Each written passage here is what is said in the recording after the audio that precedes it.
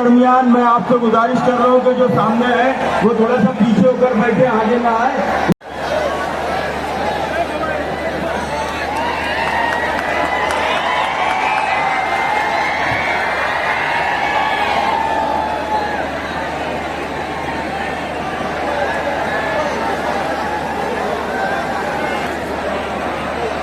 और मुस्लिम लीग की जानिब से सलीम ऐनुद्दीन साहब का भी यहाँ फातिमा जाहिर किया जा रहा है। मजलिस इत्तेहादुल मुस्लिमीन बाबा साहब की विचारधारा आप तो सब जानते हैं।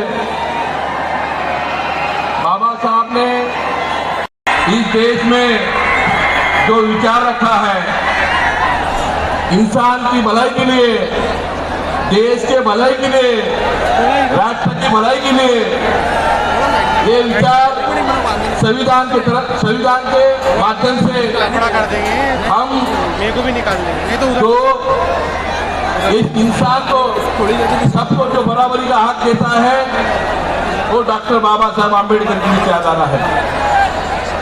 साथियों,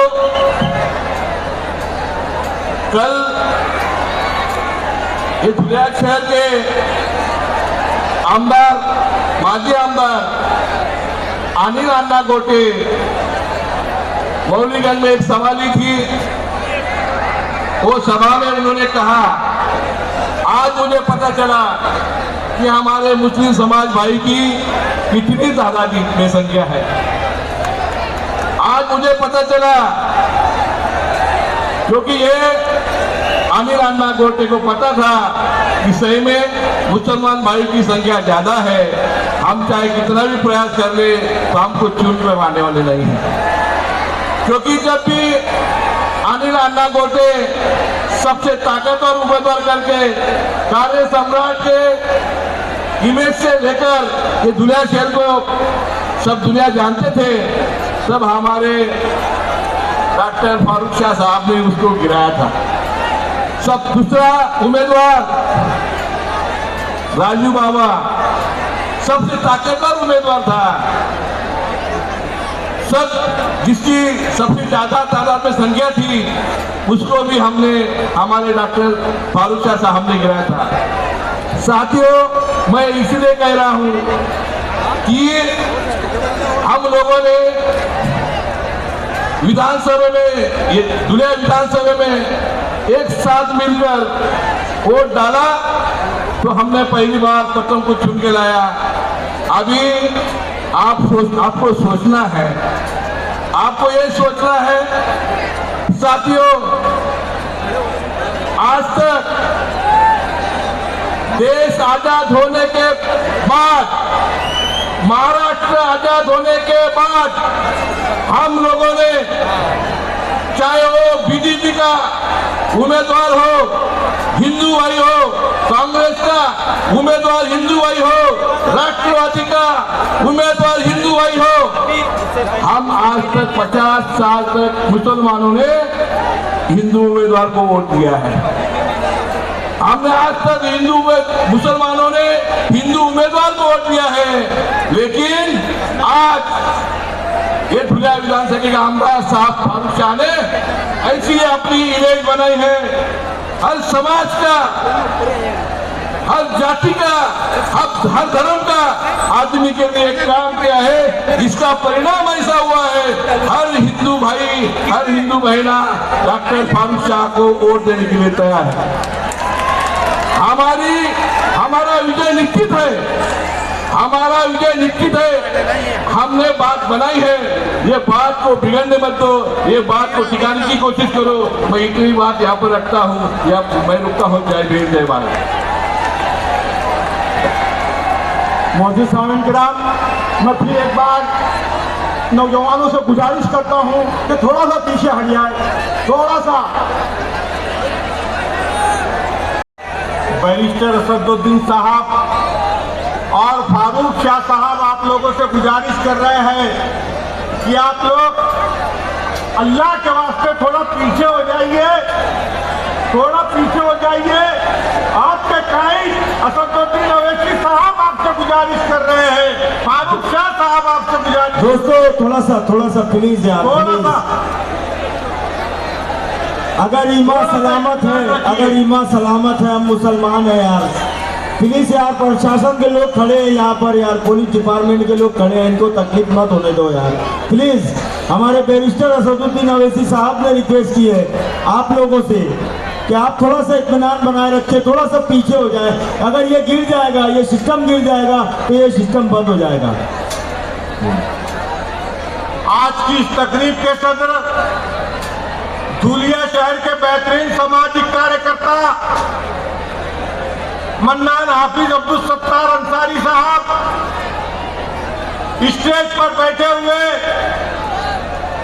हिंदुस्तान के सेकुलर लीडर जनाब असदुद्दीन अवैसी साहब, आपके अपने उम्मीदवार फारूक हाजी अनवर शाह साहब, मैं सिर्फ 3 से 5 मिनट आपके लूंगा और आपसे ये गुजारिश करूंगा कि जो उम्मीदवार आपसे आज वोटों की भीख मांगने के लिए आए हैं, अभी समाजवादी पार्टी के कार्याध्यक्ष एक्टिव सदर, इन्होंने समाजवादी पार्टी को इसलिए छोड़ा है कि वो समाजवादी पार्टी का नहीं बल्कि अजीत पवार की पार्टी का उम्मीदवार है जो एक मुसलमान को हराना चाहता है। ये समाजवादी पार्टी को छोड़ करके एमआईएम में शामिल हुए हैं। दूसरे उम्मीदवार हैं अनिल गोटे। अनिल गोटे 4 साल तक जेल की सलाखों के पीछे थे, इसलिए जेल की सलाखों के पीछे थे कि उन्होंने नकली स्टाम्प छापने के लिए सरकार की जूनी मशीन अब्दुल रहमान तेलगी को दिला करके दी थी और ये अब्दुल करीम तेलगी को दिला करके दी थी। और ये आरएसएस का बंदा है, आरएसएस राष्ट्रीय सेवक संघ, ये मुसलमानों के खिलाफ बनी हुई एक तंजीम है और उसके फोटो मेरे पास में है। आरएसएस की शाखाओं में जाने वाले अनूप अग्रवाल और अनिल गोटे के फोटो मेरे पास में है, जिसको देखना है वो आकर के देख ले।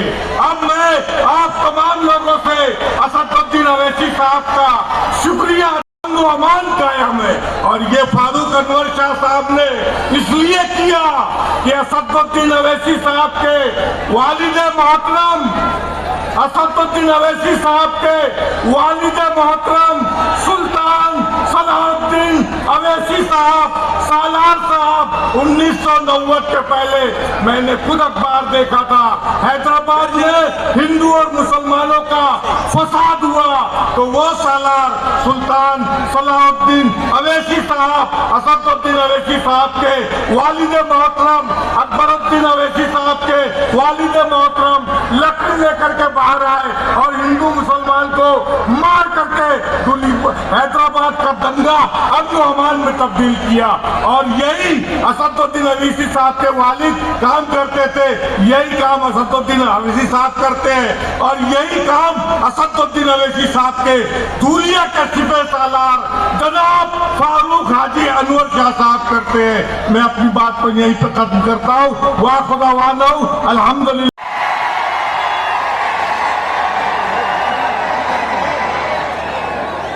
औज़ु बिल्लाहि मिनश शैतानिर रजीम। बिस्मिल्लाहिर्रहमानिर्रहीम। रब्बि यस्सिर वला तुअस्सिर व तम्मिम बिल खैर। आज के इस जलसे के सदर हाजी अब्दुल मन्नान साहब, हिंदुस्तान के कायद, हमारे रहनुमाए कौम मिल्लत अलहाज बैरिस्टर असदुद्दीन साहब, मंच पर उपस्थित तमाम मोअज़्ज़िज़ मेहमानान किराम, यहाँ पर मौजूद सभी साथियों, बुजुर्गों और दोस्तों,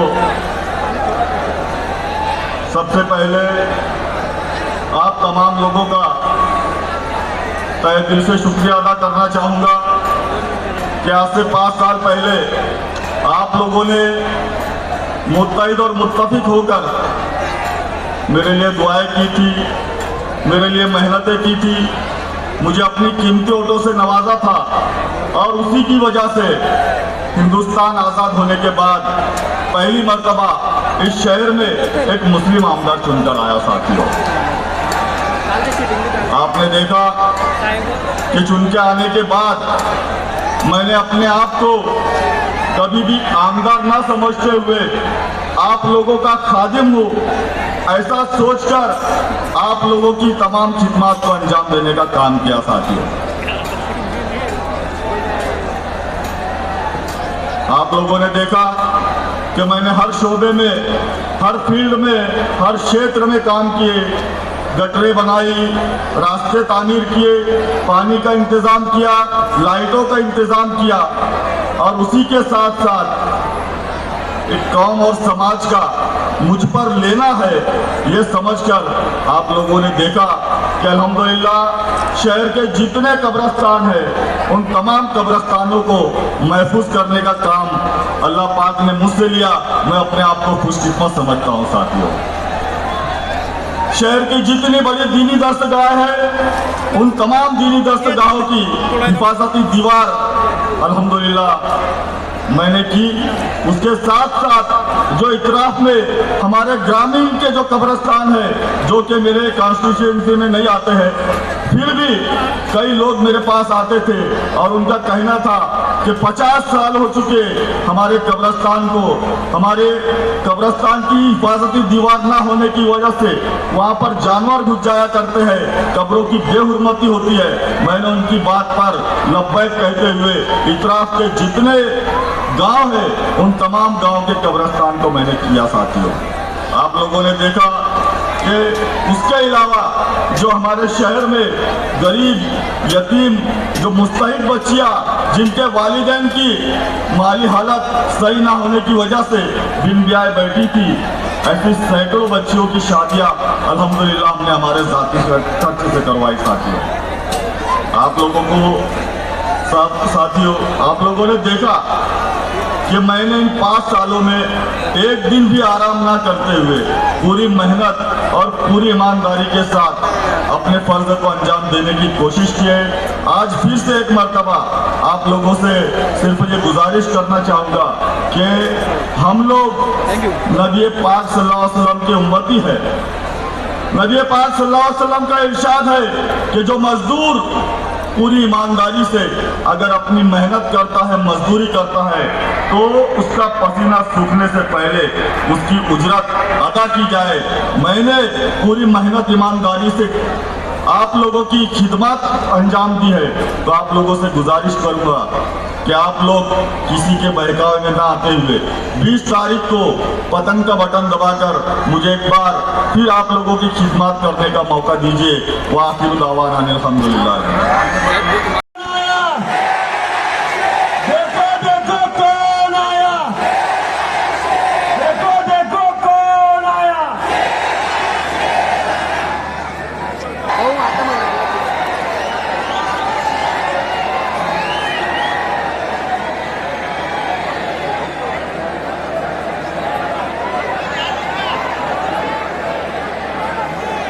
बिस्मिल्लाहिर्रहमानिर्रहीम। अस्सलामु अलैकुम व रहमतुल्लाहि व बरकातुहू।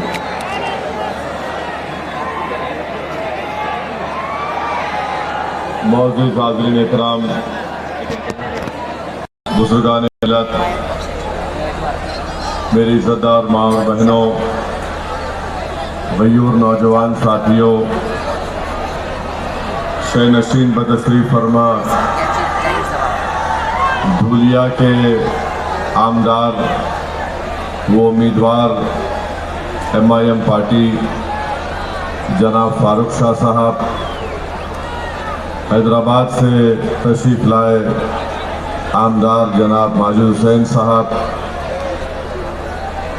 जनाब शोएब मुल्ला साहब, उधर लेना पड़ेगा, और मंच पर बैठे हुए तमाम मेरे मजलिसी साथी और अभी समाजवादी पार्टी के जो ज़िला सदर मजलिस इत्तेहादुल मुस्लिमीन में शामिल हुए हैं, इंडियन यूनियन मुस्लिम लीग ने भी मजलिस में उनकी तारीर और शामिल हुए हैं। मेरे अजीज़ दोस्तों और बुजुर्गों, मैं आपको ये बताने के लिए आया हूँ कि 20 नवंबर के दिन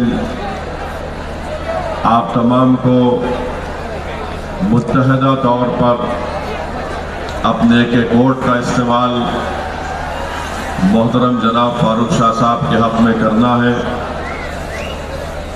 और आप जानते हैं कि फारूक शाह साहब का इंतखाबी निशान पतंग है और पतंग के निशान पर आपको बटन दबाकर अपने इत्तेहाद को कामयाब और कामरान करना है। मैं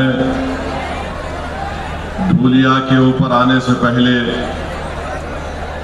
हमारे मीरठ से जो मजलिस के उम्मीदवार है डॉक्टर महेश कामले साहब के बारे में कुछ कहना चाहूँगा, क्योंकि लाइव टेलीकास्ट के ज़रिए मीरठ में वहाँ पर स्क्रीन लगाकर कई लोग बैठकर आज की इस इलेक्शन मीटिंग को सुन रहे हैं।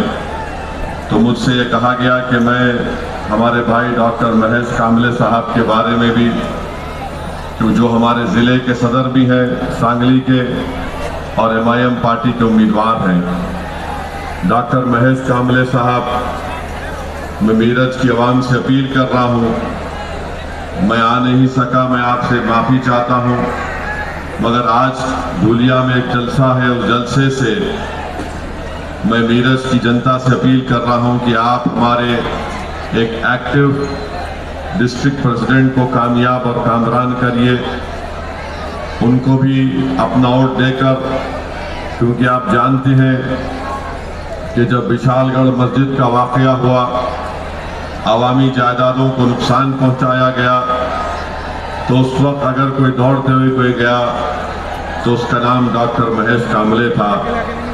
और मैं मीरठ की जनता को ये बात याद दिलाना चाहता हूँ, वहाँ पर जो मशहूर दरगाह है हज़रत ख्वाजा शामला मीर साहिब की, 2021 में मीरठ में 155 करोड़ रुपये उसके लिए मंजूर किए गए थे, मगर जैसे ही अजीत पवार मंत्री बने उन्होंने इस फंड को ख़त्म कर दिया।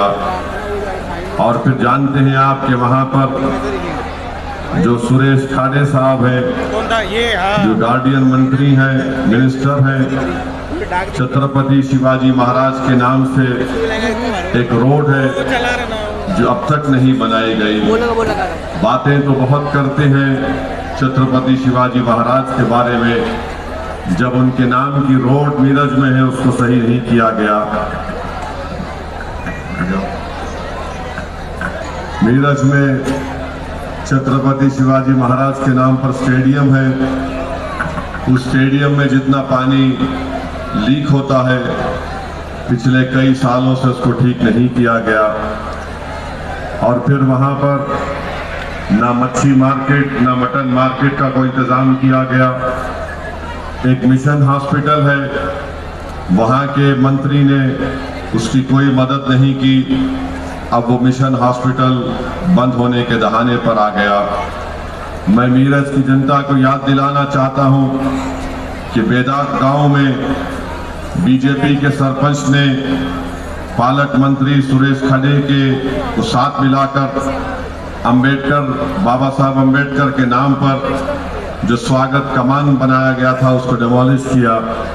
यही डॉक्टर महेश कामले साहब थे जिन्होंने मुंबई तक मार्च निकाला और पूरे भारत में इसको विशु बनाया। और आज उन्हीं की मेहनत की बिना पर 27 लाख की लागत से दोबारा वो अम्बेडकर स्वागत कमान का काम तामीर हो गया। गुस्ताख रसूल का जब मसला आया, जिसने अनाप शनाप बकने की कोशिश की, जनाब डॉक्टर महेश कामले साहब आगे बढ़कर एहतजाज किए, पुलिस कंप्लेन किए। तो मेरी तमाम मीरठ की जनता से ये पुरजोर अपील है कि आप 20 तारीख के दिन मेरे छोटे भाई डॉक्टर महेश कामले साहब को अपना वोट देकर आप मीरठ की जनता के लिए एक बेहतरीन आमदार को इलेक्ट करिए ताकि आपके मसाइल हल हो सके। क्योंकि इलेक्शन आया तो बहुत से पार्टी के लोग सेकुलरिज्म का कपड़ा पहनकर हमारे दरमियान में मीरठ में भी आ रहे हैं। आप उनसे पूछिए कि जब पार्लियामेंट का इलेक्शन हुआ था उन्होंने अपनी पार्टी से क्यों एक उम्मीदवार भी अल्पसंख्यक समाज का नहीं उतारा। और फिर लोग बुलंदबांग दावे भी करते हैं मगर मैं मीरज की जनता से फिर से अपील कर रहा हूं कि 20 नवंबर के दिन आप अपना एक वोट वहां पर MIM पार्टी के कैंडिडेट को वोट देकर उनको एक अपना नया आमदार बनाइए। और मैं यकीन के साथ कह सकता हूं कि हमारे भाई डॉक्टर महेश कामले एक हरकियाती आदमी है, सेकुलर है, और अगर तमाम अल्पसंख्यक समाज और मराठा समाज के रिजर्व आरक्षण का मसला है, डॉक्टर महेश कामले मराठा समाज के बहुत बड़े लीडर जनाब जरांगे पाटिल साहब से भी जाकर मिलकर आए। तो मेरी उन तमाम मीरज की जनता से अपील है कि आप हमारे भाई डॉक्टर महेश कामले साहब को वोट देकर कामयाब करिए। मेरे अजीज दोस्तों और बुजुर्गों, धूलिया के लिए आप जानते हैं कि 5 साल पहले आप तमाम लोगों ने अपने इत्तेहाद का सबूत दिया, अपने सियासी शऊर का सबूत दिया, जिसकी बिना पर जनाब फारूक शाह साहब को कामयाबी से आपने हमकिनार किया। मेरी आपसे गुजारिश यही है कि 20 तारीख के दिन भी अगर आप मुत्तहिदा तौर पर अपने वोट का इस्तेमाल पतंग के निशान पर फारूक शाह साहब के हक में करेंगे तो यकीनन इंशाअल्लाह ताला वो दोबारा धूलिया की आवाम की खिदमत करेंगे और आमदार मुंतखब होंगे। अगर आप मुत्तफिक रहेंगे तो यकीनन दोबारा इंशाअल्लाह जनाब फारूक शाह साहब धूलिया के आमदार बनेंगे। आप जानते हैं कि 5 साल में अल्हम्दुलिल्लाह धूलिया में कोई दंगा फसाद नहीं हुआ, और मैं ये बात बड़ी जिम्मेदारी के साथ कह रहा हूँ कि जनाब फारूक शाह साहब ने धूलिया की तारीख में किसी भी आमदार ने इतना विकास का या डेवलपमेंट का काम नहीं कराया जो जनाब फारूक शाह साहब ने अपने 5 साल में करवाया। और मैं ये बात इसलिए भी कह रहा हूँ कि मैं जब 5 या 6 तारीख को हैदराबाद से औरंगाबाद को आ रहा था, मेरे साथ फ्लाइट में एक बड़े ही काबिल साइंटिस्ट बैठे हुए थे। उन्होंने मुझसे कहा कि आप कहाँ जा रहे हैं? मैंने कहा कि मैं औरंगाबाद जा रहा हूँ। उन्होंने मुझसे कहा कि उनका ताल्लुक धूलिया से है, और उन्होंने कहा कि मैंने ये देखा कि फारूक शाह ने धूलिया में इतना तरक्की, डेवलपमेंट और विकास का काम कराया कि किसी ने भी इतना काम नहीं कराया। वो खुद मुझसे कह रहे थे, वो हमारे एक हिंदू भाई थे। मुझे बड़ी खुशी हुई कि आज वो मेरे बाजू प्लेन में बैठकर इस बात का इकरार कर रहे हैं कि फारूक शाह साहब ने बिला लिहाज मज़हब मिल्लत धूलिया की तरक्की के लिए तमाम इक़दाम किए। मेरी आपसे गुजारिश है कि आप अपने इस विकास के, इस डेवलपमेंट के, तरक्की के सफ़र को जारी और सारी रखें। और साथ ही साथ आप जानते हैं कि हमारे आदिवासी समाज के लोग हैं जो बरसों से उनको दबाया गया, आज भी उनको दबाया जा रहा है, उनसे इंसाफ नहीं किया जाता, उनको कुचला जाता है। मगर जब फारूक शाह यहाँ के MLA और आमदार बने, फारूक शाह साहब ने आदिवासियों के इलाके में भी जाकर लाखों करोड़ों रुपए के डेवलपमेंट के काम करवाए। और मैं धूलिया के आदिवासी अवाम को ये तयखुन दे रहा हूँ, वादा कर रहा हूँ, बल्कि महाराष्ट्र और भारत के तमाम आदिवासियों को MIM पार्टी और ओवैसी इस बात का आपको वादा कर रही है, आश्वासन दे रही है कि हम हमेशा आपके साथ ठहरे थे और मुस्तकबिल में भी, फ्यूचर में भी हम आपके साथ खड़े रहेंगे। आपकी तकलीफ हमारी तकलीफ होगी। और आज भारत का आदिवासी बड़ा परेशान है कि मणिपुर में जिस तरीके से वहां पर कत्लो गारतगिरी की जा रही है पिछले 1 साल से, आप अंदाजा नहीं कर सकते कि 2 दिन पहले या कल अखबार में मैंने पढ़ा कि 8 महीने के बच्चे को गोली मारकर फेंक दिया गया। क्या कर रही है मोदी सरकार? मणिपुर में वहां पर आदिवासियों को पिछले 1 साल से मारा जा रहा है, गांव खाली हो चुके हैं, CRPF के कैंपों में उनको महफूज रखा जा रहा है। तो CRPF के कैंप में भी आकर उनके घरों को जलाकर एक माँ को और उसके 8 महीने के बच्चे को उठाकर लेकर गए और 4 दिन के बाद उनकी लाशें पानी में नजर आती है। बताइए, ये जुल्म नहीं तो क्या है? ये कौन सी सोच रखने वाले लोग हैं कि 8 महीने के बच्चे को उसकी माँ के साथ सर में गोली मारकर फेंक दिया जाता है। मैं आदिवासी जनता से अपील कर रहा हूं कि आप देखिए मणिपुर में आज क्या हो रहा है। अमित शाह ने कहा था पार्लियामेंट में, मैं 15 दिन में मणिपुर को जा रहा हूं। हमारे देश के होम मिनिस्टर हैं, गृह मंत्री हैं, मगर एक मर्तबा भी अमित शाह पार्लियामेंट में बोलने के बाद मणिपुर को नहीं गए। जिस जगह पर जिरबाम जो जगह है जहां पर आज यहाँ पर कत्ल गारतगिरी की जा रही है, अमित शाह वहां पर नहीं जाते। क्यों नहीं जाते अमित शाह? भारत के वजीर आजम प्रधानमंत्री नाइजीरिया जाते हैं, इटली जाते हैं, कहां कहां चले जाते, मगर देश में एक साल से आदिवासियों पर जुल्म हो रहा है। मणिपुर में हमारे प्रधानमंत्री दुनिया के कोने कोने में बैठकर प्लेन में बैठकर उड़ जाते हैं, वहां पर जाकर वहां पर रहने वाले इंडियन से मिलते हैं, भारत के लोगों से मिलते हैं और बड़ी बड़ी उनसे मुस्कुराकर फोटोआं लेते हैं, भाषण देते हैं। प्रधानमंत्री दिल्ली से मणिपुर आप 1 घंटे में, 1.25 घंटे में पहुंच जाएंगे। आप देश से बाहर जाकर वहां पर बैठने बसने वाले भारत के लोगों से आप मुलाकात कर रहे हैं, मगर मणिपुर जल रहा है नरेंद्र मोदी, मणिपुर जल रहा है अमित शाह, जहां पर आदिवासियों के खून की होली खेली जा रही है। हर एक के पास मणिपुर में हथियार है और गरीब आदिवासी पिट रहा है। मैं ये कहना चाहता हूं कि हुकूमत जिम्मेदार है, मोदी की हुकूमत जिम्मेदार है जो मणिपुर में आज आदिवासियों पर जुल्म हो रहा है। आप मैं सोच भी नहीं सकता कि कोई 8 महीने के बच्चे को गोली मार सकता है।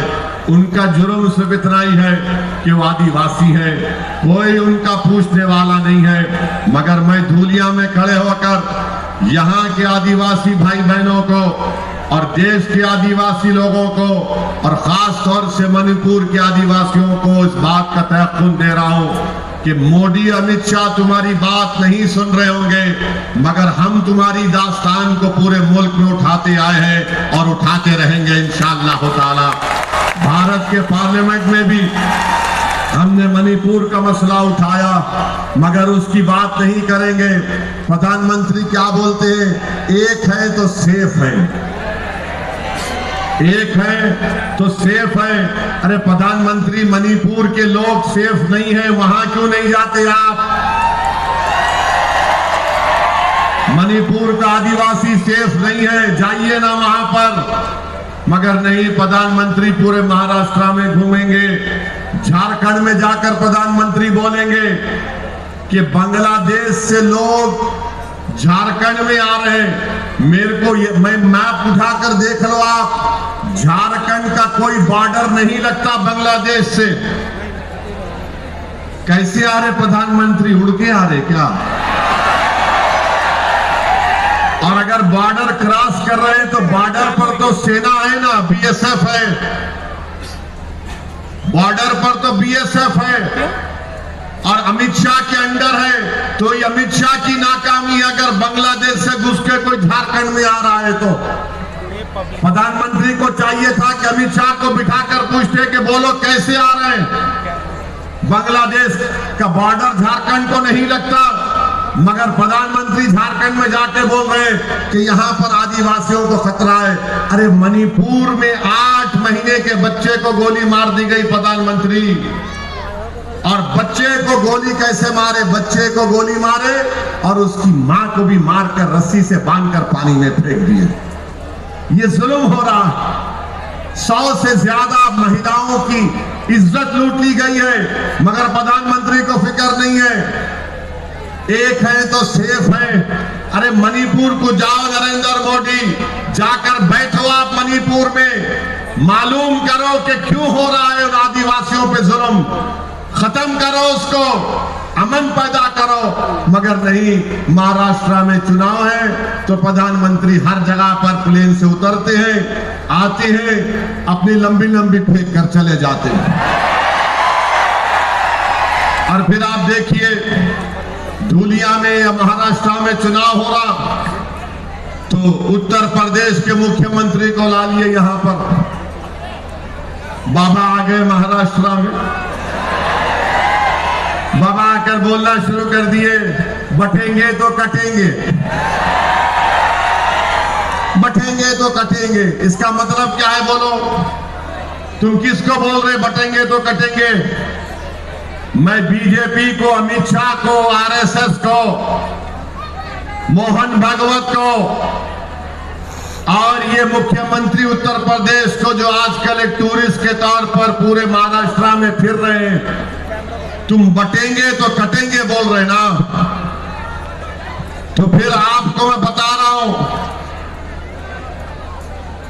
उत्तर प्रदेश में महारानी लक्ष्मीबाई मेडिकल कॉलेज झांसी में 10 बच्चों, जो मासूम बच्चे होते हैं पैदा होने के बाद, जिनको न्यू नेटल केयर बोलते हैं, उसमें रखा जाता है, 10 बच्चे जल के मर गए उसमें। 10 बच्चे झांसी में, झांसी लक्ष्मीबाई मेडिकल कॉलेज उत्तर प्रदेश में 10 बच्चे जल के मर गए। ये मुख्यमंत्री वहां पर नहीं गया, वो जो माँ बाप अपने मासूम बच्चों को खो दिए, उस माँ को तसल्ली देने नहीं गया जिसने 9 महीने अपने पेट में एक बच्चे को रखा, बेटी को रखा। जन्म देने के बाद, पैदा करने के बाद बच्चों में कॉम्प्लिकेशन आया तो न्यू नेटल केयर में रखा। ये ऐसा बेदिल मुख्यमंत्री है कि वहां पर जाकर उन बच्चों, जो बच्चे मर गए, उनके माँ बाप के सर पर हाथ रखता, वहां पर नहीं गए। यहां महाराष्ट्र में चुनाव है, आ गए और क्या बोल रहे? बटेंगे तो कटेंगे। अच्छा, आपको मालूम, ये जब अस्पताल में आग लगी, आप एक नाम लिख के रख लो, उसका नाम है याकूब मंसूरी। याकूब मंसूरी का नाम लिख लो। याकूब मंसूरी की बीवी ने 2 जुड़वा बच्चियों को जन्म दिया, उनको न्यू नेटल केयर में रखा गया और याकूब मंसूरी उस न्यू नेटल केयर के वार्ड के बाहर सो रहा था। आग लगी तो याकूब मंसूरी अंदर कूद गया। अंदर कूदकर उसने 10 ऐसे मासूम 6 महीने के, 3 महीने के बच्चों को बचाया, को लाकर ये नहीं देख रहा था योगी आदित्यनाथ कि किसका बच्चा है। याकूब मंसूरी के दिमाग में एक ही था कि बच्चे मासूम है और याकूब मंसूरी उन बच्चों को निकाल निकाल कर बाहर ला रहा था। और हुआ क्या? याकूब मंसूरी अपने 2 बेटियों को बचा नहीं सका, उसकी दोनों बेटियां आग में जल गई। याकूब मंसूरी की दोनों बेटियां आग में जल गई। अब बोलो योगी आदित्यनाथ, बटेंगे कटेंगे तुम बोल सकते याकूब मंसूरी के सामने जाकर? बोलो बीजेपी वालों, तुम बोल सकते याकूब मंसूरी के चेहरे पे जाकर बटेंगे तो कटेंगे? क्या देवेंद्र फडणवीस बोल सकते याकूब मंसूरी को वोट जिहाद, धर्म युद्ध? अरे इंसानियत भी कोई चीज होती है बीजेपी वालों। तुम क्या करना चाह रहे हो उस देश से? तुम आदिवासियों का कत्लेआम मणिपुर में नहीं रोक पा रहे हो। ये तुम जिस मुख्यमंत्री को लाकर महाराष्ट्र में फिरा रहे हो, उसको वो बटेंगे कटेंगे की बात कर रहा है। भाई रुक जाओ ना थोड़ी देर के लिए, रुक जाओ ना थोड़ी देर के लिए। क्या है वो? रुक जाइए थोड़ी देर के लिए। ये रुक जाइए, क्यों? कुर्सियां छोड़िए, बैठिए।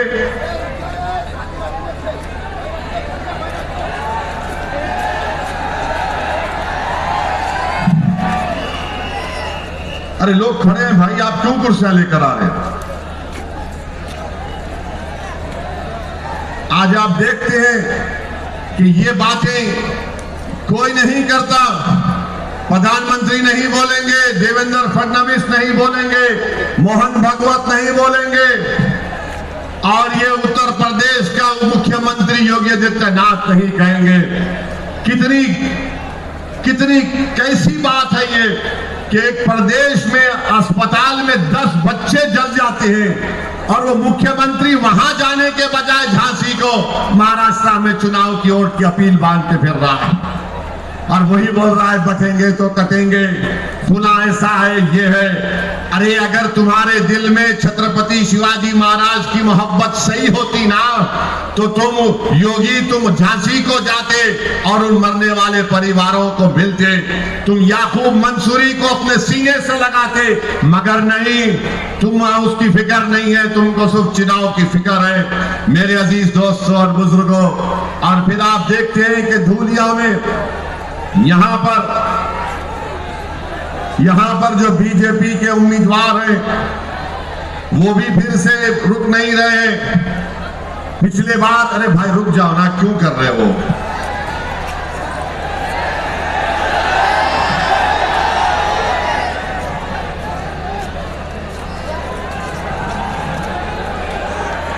जाओ भाई, थोड़ा बैठ जाओ ताकि उनको देखने में आसानी होने की। बैठ जाइए आप।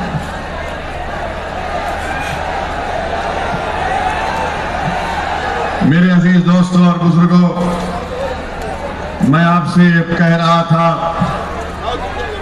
कि इस विधानसभा में जो बीजेपी के उम्मीदवार हैं वो अभी भी अनाप शनाप बकवास बक रहे हैं।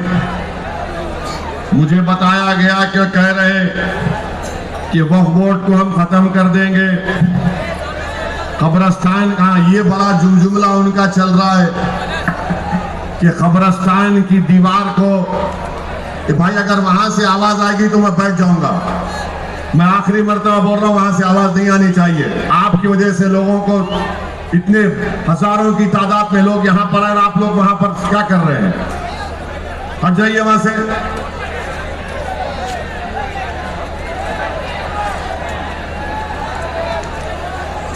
अनाप शनाप बक रहा है और कह रहा है कि हम कब्रिस्तान की दीवार को तोड़ देंगे। अग्रवाल साहब,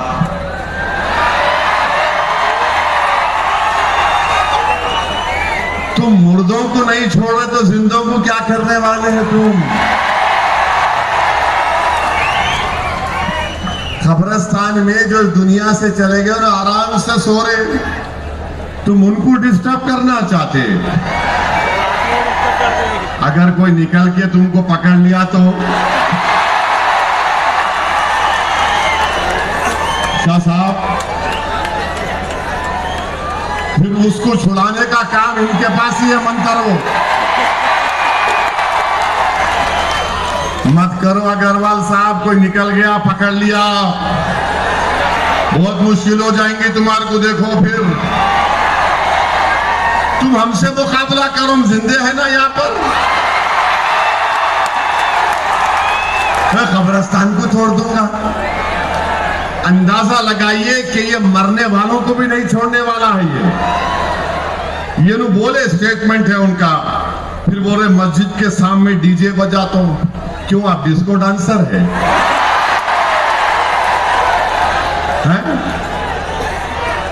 डांस करना चाह रहे आप? जाओ आप, वो आता ना टीवी पे कौन अच्छा था क्या करता, मैं जाओ उधर। मैं डीजे लगा के नाचता हूं। अरे क्यों लगाता डीजे बाबा तू? डीजे लगा के तेरे को नाचना है तो लगा अपने घर में, अपने बीजेपी के ऑफिस में लगा के नाच ले, मोदी का चेहरा लगा के नाच ले, ये कर ले। मस्जिद के सामने डीजे लगा के नाचता हूं। मत नाचो, कंबर बल खा जाएंगी प्यारे, देखिए। अरे नाचने की जगह अगर इंशाल्लाह मैं आप लोग फारूक शाह को कामयाब करेंगे ना 20 तारीख को पतंग पे बटन दबेगा ना। फारूक साहब, मेरी आपसे अपील है, आप जो है धूलिया के बाहर एक जगह पर बैठो। आप धूलिया के बाहर एक जगह निकालो, यहाँ पे अग्रवाल डांस करेंगे हाथ में। हमारी म्यूजिक रहेंगी, हमारी म्यूजिक पे ही तो नाचेगा इंशाअल्लाह। और 20 तारीख के दिन जो डीजे बजाएंगे ना, और वो डीजे में क्या आवाज आएंगे अग्रवाल साहब, पतंग को वोट दो, पतंग को वोट दो, पतंग को वोट दो। मस्जिद के सामने डीजे लगा के नाचते, इन्हों क्या डांसर है क्या? तो भी है। मोदी जी आपको नाचने वाले मिल रहे तो अच्छा नहीं मिला शाह साहब के खिलाफ? क्या है ये? अरे तुम ये बोलो, धूलिया के लिए जो काम फारूक शाह ने किया वो किसी आमदार ने नहीं किया, तो ये क्या कर रहे हिंदू मुस्लिम? कब्रस्तान को वो कर देता हूँ, मस्जिद को ये कर देता हूँ, वक्फ बोर्ड को निकाल देता हूँ। अरे क्या करना चाह रहा बाबा तू? कब्रस्तान के करीब मत जा, मेरी बात सुन। वहां पे बहुत फिरते रात के टाइम पे, हमारे को मालूम। कुल वल्लाहु अहद अल्लाहु समद बोलना पड़ता, आयतल कुर्सी पढ़ के जाते हम लोग। अभी देखो तुम्हारे को कोई पकड़ लिया तो नहीं बोलना, हमारे को नहीं मालूम, निकल गया खबर से कोई। हाँ धूलिया में मत करो ना, आराम से रहने दो लोगों को। अब क्या है कि तुम देख लो, मगर ये बात करना अजीब और गरीब बात है। और फिर आप ये जो कोने गोटे गोटे कौन सी पार्टी के? हाँ उद्धव ठाकरे के। उन्होंने जो है अपनी जिंदगी में, पूरी जिंदगी में आरएसएस की चड्डी पहन के लट फिराए उन्होंने। अब आजकल पैंट पहन रहे आरएसएस वाले, 100 साल होने आ रहे, 90 साल चड्डी पहने, बाद में मालूम हुआ अरे कब तक बच्चे रहेंगे, बड़े होना है तो पैंट पहनना है। गोटे गोटे साहब ऐसा नहीं, हम जानते हर एक का सिजरा है हमारे पास। आप उद्धव ठाकरे के पास गए, मेरे को आज तक समझ में नहीं आया कि ये लोग जो बोल रहे हैं इसको ये क्या है। उद्धव ठाकरे तो बहैसियत मुख्यमंत्री महाराष्ट्र की विधानसभा में खड़े होकर बोले कि हमको फख्र है कि हमारे शिव सैनिकों ने बाबरी मस्जिद को तोड़ा। अरे अजीब बात यह है कि सबकी नजर में बुरा मैं हूं, सबकी नजर में इन्हें आतंकवादियों से इसका ताल्लुक, इन्हें देश से मोहब्बत नहीं करता, इन्हें फंडामेंटलिस्ट है, इसकी जबान कड़वी है। अरे तुम खड़े रह के बोल रहे विधानसभा में बहैसियत मुख्यमंत्री, और आप गाली मेरे को दे रहे। आखिर क्या हो गया है कि जो खड़े होकर इकरार कर रहा है अपनी पार्टी के लोगों ने काम किया, आज ऐसे उनके साथ भी हमारे बास कमजोर किस्म के मीर जाफर और मीर सादिक भी है। अरे तुम क्या कर रहे बाबा? तुम अपना जमीर बेच के धूलिया में रात में आराम की नींद सो सकते? तुम अपना जमीर बेच के, तुम अपना सब कुछ बेच के तुम आराम की नींद सो सकते धूलिया में? देखो ये तूफान, ये सरों का समंदर क्या पैगाम दे रहा है, ये क्या पैगाम दे रहा है कि होशियार रहो गद्दारों, हम जानते हैं कौन हमारे पीठ में खंजर घोंपने वाला है। मत करो ऐसा काम, तुम हमारा काम नहीं कर सकते ना, तुम धूलिया के विकास का काम नहीं कर सकते, तुम धूलिया की भाईचारगी को मोहब्बत करने का काम नहीं कर सकते, तुम धूलिया में हिंदू मुस्लिम इत्तेहाद को मजबूत करने का काम नहीं कर सकते। अरे तो घर में बैठ जाओ, नींद की गोली खाओ, सो जाओ, मगर ये काम मत करो, तुम्हारा जमीर मलामत करेगा तुमको। और हम ये जो लोग आके बोले नहीं नहीं अभी तो ये बना है ना आगाड़ी, आगाड़ी क्या आगाड़ी बना है रे? एक एमपी की सीट तुम अल्पसंख्यक समाज को नहीं दिए, सब गालियां मेरे को देते, नहीं इन्हों दूध के धुले हुए हैं, उन्हों गुलाब के धुले हुए हैं, उन्हों मोतिया के पानी के धुले हुए हैं, हम कहीं के धुले हुए हैं। फिर हमको नहीं मालूम कौन किस चेहरे लेकर आता है, कैसा यहाँ पर संघ परिवार मजबूत हुई महाराष्ट्र में, हम नहीं जानते। तो मेरी आपसे अदबन गुजारिश है कि इन लोगों से जरा होशियार रहिए। तो आएंगे आपके सामने, मैं पहले भी बोल रहा हूं, अब आज के मेरे भाषण के बाद आज रात से इबलीस के एजेंट शुरू हो जाएंगे, कान में आके खुसखुस खुसखुस खुसखुस। अरे कैसा जीतता फारूक, उन्हें क्या है, उन्होंने आया शेरवानी आके जज्बाती भाषण देके चले गया। अच्छा मैं जज्बाती देता ना तो तुम भी दो ना, कहीं को नहीं देते। चलो एक दिन कंपटीशन लगा लेंगे, मोदी का, मेरा, उद्धव का, किसका भी बोलो लगा लेंगे। अरे उन्हें बहुत बोलता, अरे बोलना पड़ता, जिंदा रहना है तो बोलना पड़ता। खामोश मुर्दा लोग होते, हम जिंदा लोग हैं, जिंदगी का सबूत दे रहे हैं। और तुम ये समझ रहे कि हम खामोश हैं, तो खामोश नहीं रहेंगे। हाँ, धूलिया के पार्लियामेंट इलेक्शन में हमने मोदी को हराने के लिए, भाजपा को हराने के लिए हमने ताई का साथ दिया, हमने ताई का साथ दिए ना। और ये बोल के दिए, फर्स्ट इनिंग तुम्हारी, सेकंड इनिंग फारूक की इंशाअल्लाह। हम ये नहीं बोले कि अभी भी तुमको देंगे, हम बोले अब ले लो।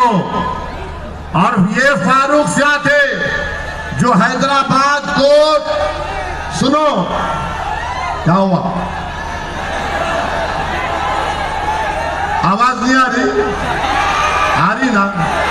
ये आवाज चालू करो जी, जरा आवाज चालू करो। अपन चालू है, फुटने वाले नहीं है। यही फारूक शाह साहब थे जो हैदराबाद को 2 मरतबा है मेरे पास। आ रहा ये शोएब मुल्ला पलटा तो पूरा पलटा। आ रही आवाज? नारे तकबीर, पूरी आवाज आ रही ना? नहीं आई यार। ये धूलिया के नौजवान बहुत चालू है माशाअल्लाह। तुम लोग गुगली डाल रहे मेरे पे। तो फारूक शाह साहब 2 मरतबा हैदराबाद को आए। एक मरतबा के बोले, साहब धूलिया पार्लियामेंट के बारे में आपको सुनना पड़ेगा मेरी बात। मैं बोला क्या है, इतनी दूर से आया बगैर बोले क्या है, बोलो। बोले इसमें आप छोड़ दो, खामोश हो जाओ। अरे मेरा इम्तियाज जलील भी लड़ रहे ना, क्या करूं मैं? बोले नहीं साहब, धूलिया के लिए कुछ नहीं करना। मेरा शाह साहब आप आगे बढ़ जाओ। बोले साहब नहीं, हमको अब की बार बीजेपी को रोकना है। मैं बोला मैं सोच के बोलता हूं। फिर 3 दिन के बाद फिर फारूक शाह आ गए। अरे बोला क्या तो भी है फारूक शाह साहब, आप हैदराबाद जा ही नहीं रहे क्या? बोले नहीं साहब, आप जबान देना मेरे को, आप कैंडिडेट नहीं देंगे यहां से। मैंने फारूक साहब से कहा, जब आप इसरार कर रहे हैं और आप ये कह रहे हैं कि फिरका परस्त ताकतों को रोकने के लिए, भारत में हिंदू मुस्लिम इत्तेहाद और आदिवासी अल्पसंख्यक समाज के इत्तेहाद को मजबूत करने के लिए आप कह रहे हैं कि नहीं देना चाहिए, धूलिया में मोहब्बत की फिजाओं को आम करने के लिए। मैंने कहा जाइए फारूक शाह साहब, हम वादा कर रहे हैं आपसे कैंडिडेट नहीं देंगे। हमने कैंडिडेट नहीं दिया, हम कैंडिडेट नहीं दिए। अगर हम कैंडिडेट दे देते तो ताई कहां जीतती? नहीं जीतते थे ना। अपन खाली डिफेंड करे तो ऐसा 50-60 निकाल लेते। अब फारूक शाह साहब बैटिंग करे तो बहुत दूर चले जाते। तो फारूक शाह साहब को क्रेडिट जाता। उन्होंने बोले नहीं देना, नहीं दिए।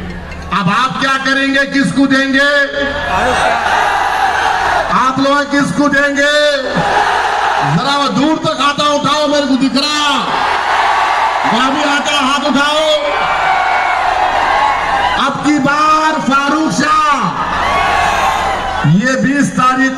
अपना एक एक वोट जनाब फारूक शाह साहब को पतंग के निशान पर बटन दबा कर दीजिए। ये जो लोग हैं, हाय हाय भी खत्म नहीं कर रहा, आराम से बैठो तुम। और फिर हाँ हाय हाय हाय हाय हाय हाय हाय बोल रहा हूँ, उनके बारे में बोल रहा हूँ, साइकिल के बारे में बोल रहा हूँ, फिक्र मत करो तुम। हाँ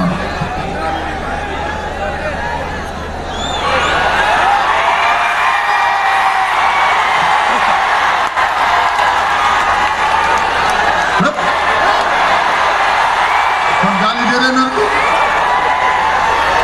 टीवी में एंकर बैठ के ऐसा, टीवी में हर एंकर बैठ के ऐसा बोला जैसा मेरा ससुरा बना हुआ है।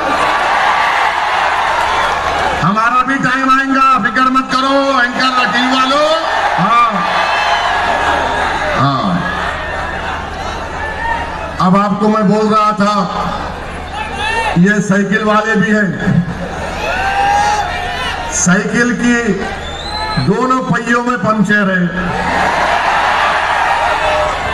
चेन आप उतार लिए, मेरे को मालूम साइकिल की।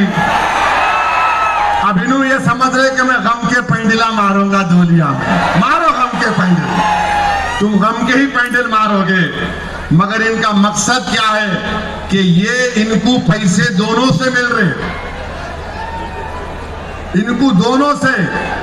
अब ये क्या कर रहे, मिठाई खा रहे, आपके इत्तेहाद को तोड़ना चाह रहे, आपको कमजोर करना चाह रहे।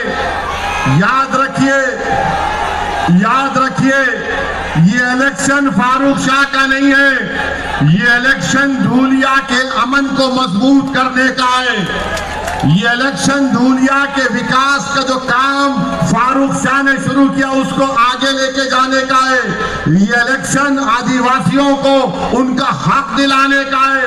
ये इलेक्शन हमारे दलित समाज को और ताकतवर बनाने का है, जिसको बाबा साहेब अम्बेडकर ने उनको एक मुकाम दिया संविधान बनाकर।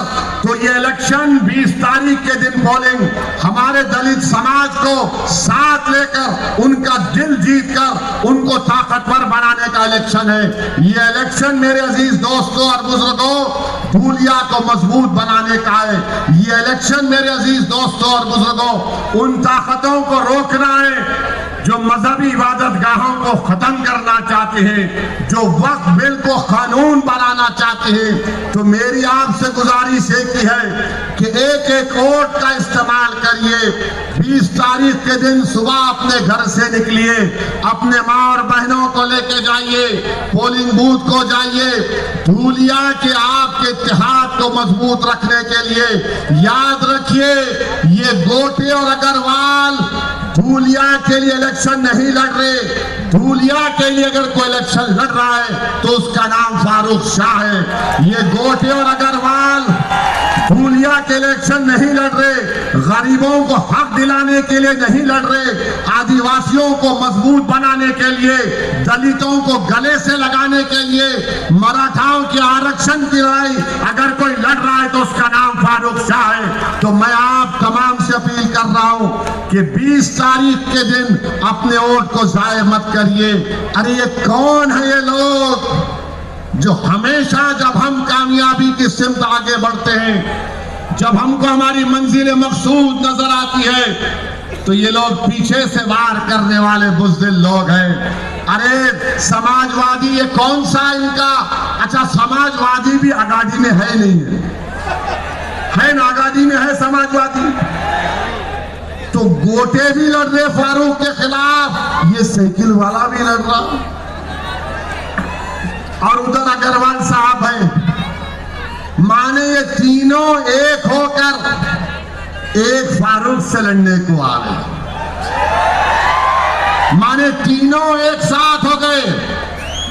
तू ये कर, तू वो कर, मैं ये कर। बहरहाल तीनों का काम क्या है, कैंची किंग किंग किंग किंग कठिन करना खाली। तो कैंची को चलने मत दो धूलिया की आवाम।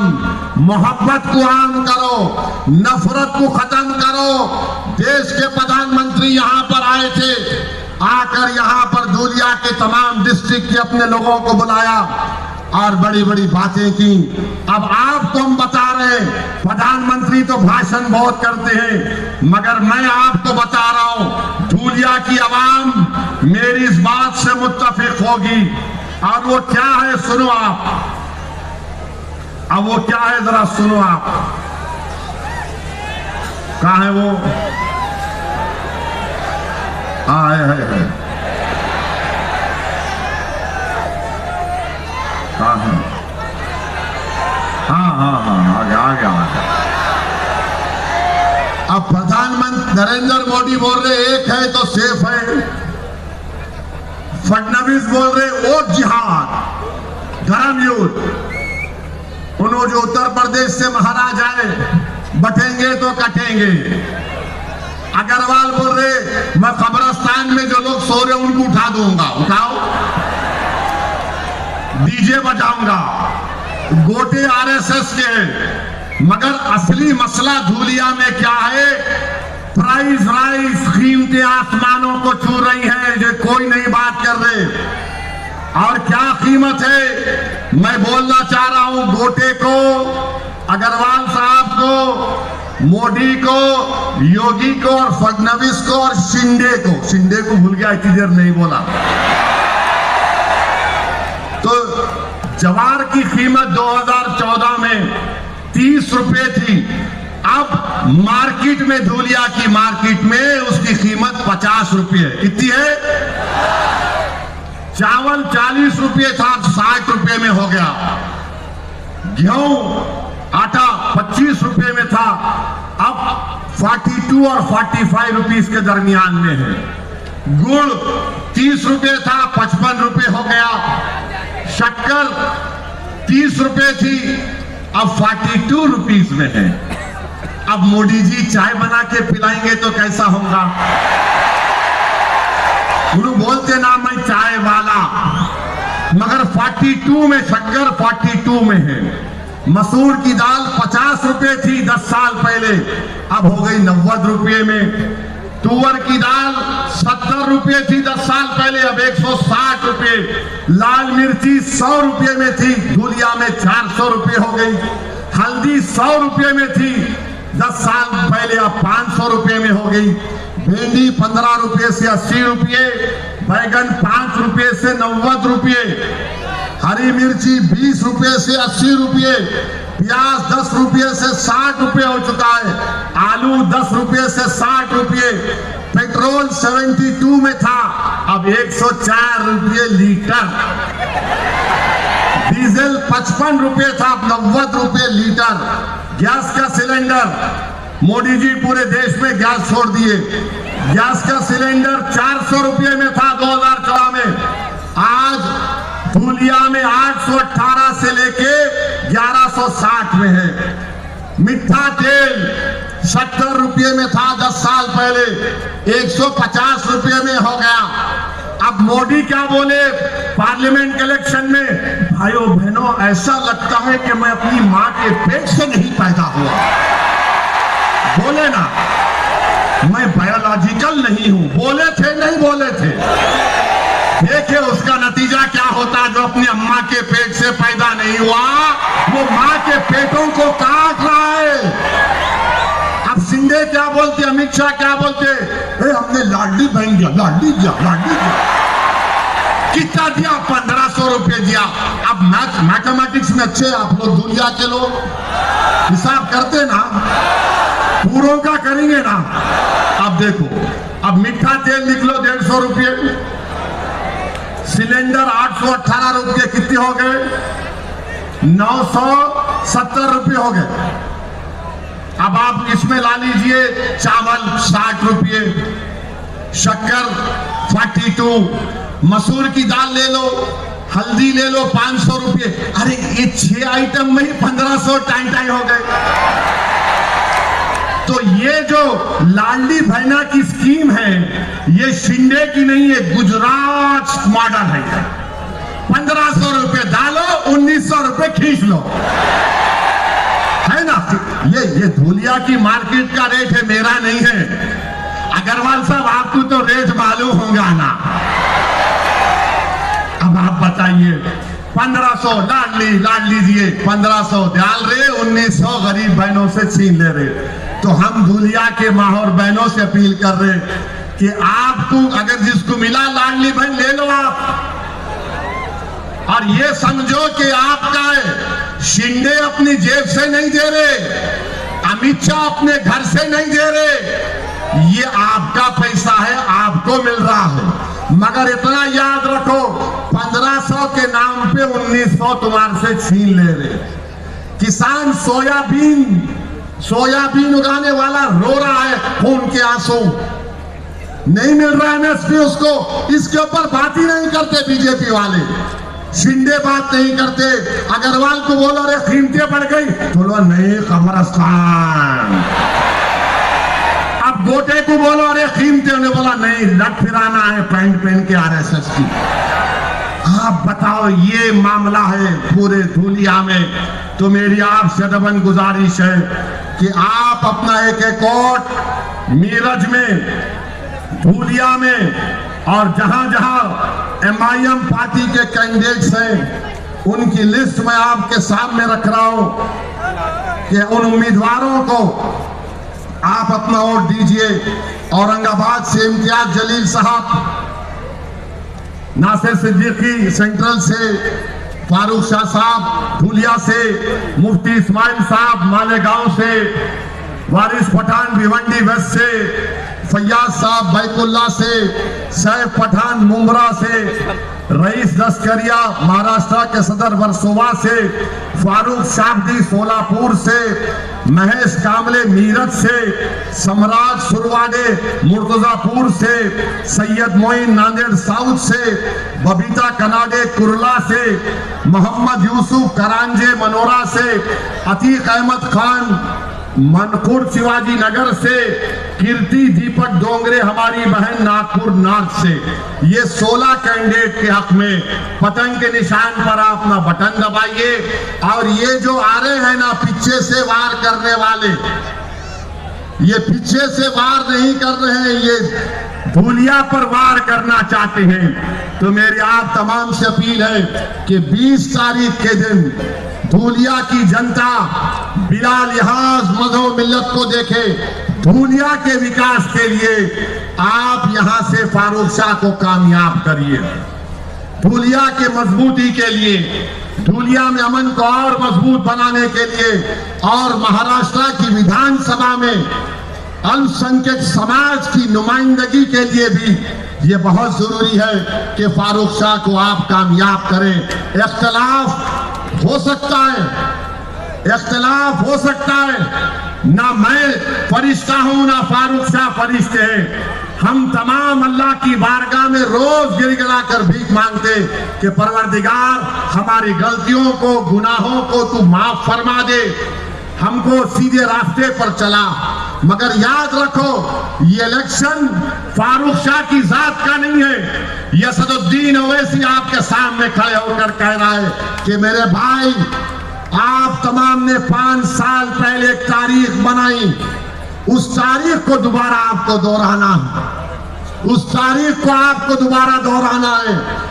मुंतशिर मत हो, इत्तेहाद को मजबूत रखो और 20 तारीख के दिन आपको मालूम हो जाएगा कि धूलिया का दोस्त कौन है और आपका दुश्मन कौन है, कौन आपका हमदर्द है, कौन आपकी रहबरी कर सकता है और कौन हमको बर्बाद करना चाहता है। जो बर्बाद करने वाले हैं उनको वोट मत दीजिए, जो धूलिया को खत्म करना चाहते हैं, मोहब्बत के ना को खत्म करना चाहते हैं, आप उनको वोट मत दीजिए। मेरी आप तमाम से अपील है कि 20 तारीख के दिन पूरे इत्मीनान के साथ, पूरे अपने अफराद खानदान के साथ निकलकर धूलिया को कामयाब करने के लिए, मोहब्बत को कामयाब करने के लिए, नफरत को खत्म करने के लिए आपको फारूक शाह को वोट देकर कामयाब करिए। मैं तमाम लोगों से अपील कर रहा हूं कि फारूक शाह को कामयाब करिए। आज ये आदमी दिन रात आपके दरमियान में रहा, इसने कोशिशें की, लड़ कर सरकार से पैसा लाकर काम करवाया। ये आपके वोट का मुस्तहिक है, ये धूलिया के लिए जरूरी है। तो 20 तारीख के दिन धूलिया के आसमानों पर क्या नजर आएगा? नहीं सुनाई दे रहा मेरे को, इतना जोर से बोलो कि मोदी भी चमक कर उठ जाए कि धूलिया से आवाज आ रही है। क्या आवाज आ रही है? आवाज क्या आ रही है? किसको वोट पड़ेगा? धूलिया के घर घर से क्या आवाज आएगी? ये नौजवानों के दिल से क्या आवाज आ रही है? माँ और बहनों की दुआओं में क्या है? तो फिर आप मेरे साथ नारा लगाइए, पतंग को, पतंग को। इधर से भी आवाज आना, पतंग को। पीछे से भी आवाज आना, पतंग को, पतंग को, पतंग को। इत्तेहाद को बरकरार रखेंगे ना मेरे भाई? इत्तेहाद को मजबूत रखेंगे। कोई आकर तुम्हारे इत्तेहाद को नहीं तोड़ पाएगा ना। अरे वहां पे अपनी बोलो, हाथ उठाकर लगाओ नारा, इत्तेहाद जिंदगी है। और 20 तारीख को आप और हम क्या करेंगे? ऐसा डाल के रिएक्शन लेके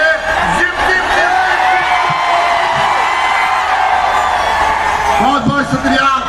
अल्लाह आपको कामयाब करे। अस्सलाम वालेकुम व रहमतुल्लाहि व बरकातहू।